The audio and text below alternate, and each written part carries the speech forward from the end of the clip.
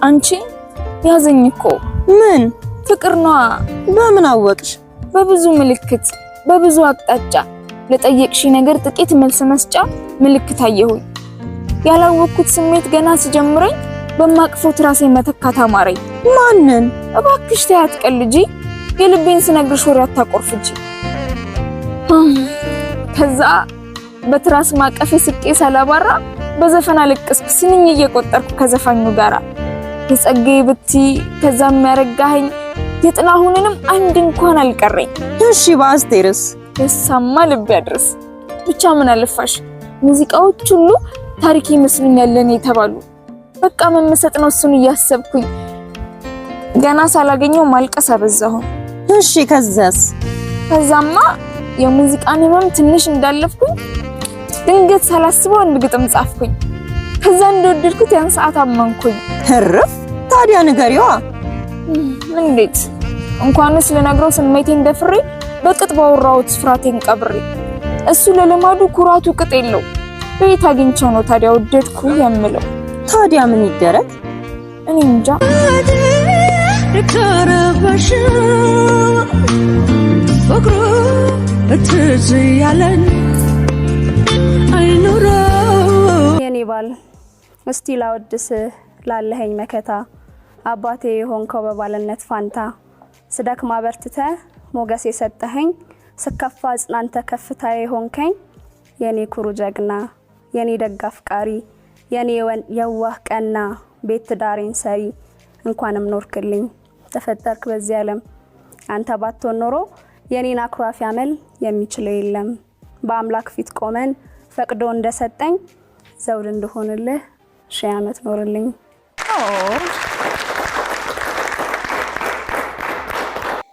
ዱባዮች የት ናችሁ ተብላችኋል። የት ናችሁ ግን? ሃይሚ ብሩኬ የምትሉት የት ናችሁ? እንግዲህ ሃይሚ ዱባዮች የት ተመስገን ዱባዮች የት ናችሁ ብላለች። እንግዲህ እናንተን ለማግኘት ፈቃደኛ ናት ማለት ነው። ለምን ደግሞ አታገኟቸው? እርግጠኛ ነኝ ያው ጉጉት ይኖራችኋል የዱባይ አድናቂዎች። ሰብሰብ ብላችሁ እንግዲህ ያው አርብ ነው በእርግጥ እረፍት የሚኖረው ይመስለኛል። ዛሬ ምንድነው ቀኑ? ዛሬ እሑድ ነው። በቃ እረፍታቸው አርብ ነው። ምናልባት አርብ ሊያገኟቸው ይችላሉ ተሰባስበው እና የት ናችሁ ብላለች። አገኟቸው። ታድላችሁ የት ናችሁ እየተባላችሁ ነው። ተሰባስበው ግን አግኝታችሁ ፎቶ ተነስታችሁ ምናምን ብትለቁ በስማ እኔ እንጃ እንቀናለን አይገልጸውም። በነገራችን ላይ ኮሜንት ላይ እቺን ይሄን ነገር ፎቶ ተነሳችሁ ፖስት አድርጋችሁ ብታሽቃብጡ ተጋደልናት እያሉ ነበረ። እንግዲህ ዱባዮች ካገኛችኋቸው እንግዲህ ደግሞ ሳውዲዎች ይቀናሉ። ብዙ የነብርክ አድናቂ እኮ አሜሪካ አለ። በቃ እንዳጠቃላይ ከኢሮፕና ከአረብ በብዛት ግን የአረብ ሀገር እህቶቻችን በብዛት እንዳለው አልጠራጠርም። በብዛት አረብ ሀገር ደግሞ ብዙ ነው። ሳኡዲ፣ ጆርዳን፣ ቤይሩት፣ ኦማን ብዙ አሉ። እኔ የማላቃቸው ራሱ ኩዌት፣ ኳታር የነሱ አድናቂዎች በጠቅላላ ዓለም ላይ ነው ያሉት። ስለዚህ ስንቱ ጋር ሄደው ያደርሱታል። እና እንግዲህ የቻሉትን እያደረጉ ነው አድናቂዎቻቸውን ለማግኘት ናችሁ ተብላችኋል። እንግዲህ በሉ እዚህ ነን በሉ። እንግዲህ እናንተ እዚህ ነን በሉ። ብሩኬ ደግሞ ምን ብሏል መሰላችሁ? ቅመሟ ዋናው ያንቺ ደስታ ነው። ዋው ታድለሽ ግን ሃይሚዬ እግዚአብሔርን። እህቶቼ ግን ማለት ነው የእውነት በተለይ ከስደት ገብታችሁ ልክ እንደዛ አይነት የሚንከባከብ አባትም ባለም ጓደኛም ፍቅረኛም የሚሆን የህይወት አጋር ይስጣችሁ። በተለይ ስደት ያላችሁ እህቶቼ ብዙ የተጎዳችሁ፣ ብዙ የተበታቆላችሁ፣ ብዙ የደከማችሁ፣ ብዙ የሰው ፊት የገረፋችሁ እናንተ እየቀለጣችሁ ለሰው ለምታበሩት እህቶቼ የእውነት እመኝላችኋለሁ እንደዚህ አይነት ህይወት ፈጣሪ ይርዳችሁና ለሀገራችሁ ያብቃችሁ እግዚአብሔርን እና ብሩኬ ደግሞ እንደምታዩት ለሀይሚ የሚኖር ልጅ ነው። እውነት ለመናገር የመጀመሪያው ከቲክቶከሮች ከዩቲዩበሮች የመጀመሪያ ንግስቱን ፍቅረኛውን ይዞ ለመዝናናት ዱባይ የሄደ የመጀመሪያው ብሩኬ ነው። እግዚአብሔርን እሷን ከፊት አስቀድሞ ማለት ነው። ድሮስ ንጉስ እኮ ንግስቷን ሳያስቀድም ይሄድ የለበትም። ትክክለኛ ንግስትና ንጉስ ስትሆኑ እንደዛ እሷም ስታነግሰው እሱም ሲያነግሳት እንደዚህ ነው። በቃ አቦ ይመቻችሁ የእውነት እስማም እና ታዲያ በዚህ ፍቅር አይቀና ምን ይሁን? ሰዎች አይቀኑ ምን ይሁኑ? በእናንተማ ያልተቀና በማን ይቀናል? በዚህ ፍቅር ያልተቀና በማን ሊቀና ነው? የእውነት እኔ እንጃ። እኔ አላቅም። እግዚአብሔር ብቻ ከሰው ዓይን ያውጣችሁ።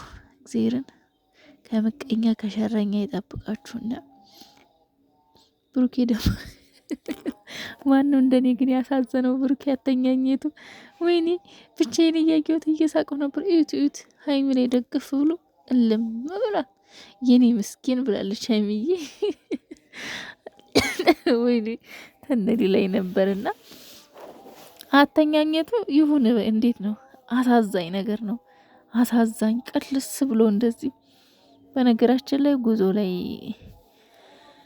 ይደክማል። አውሮፕላን ላይ ደግሞ መጀመሪያ ስትወጡ ከባድ ነው፣ ይደክማል። ልክ እንደ መኪና ነው የሚያደርገው። እና ሀይሚዬ ግን ደህና ናት። ብሩኬ እንኳ የመጀመሪያው አይደለም።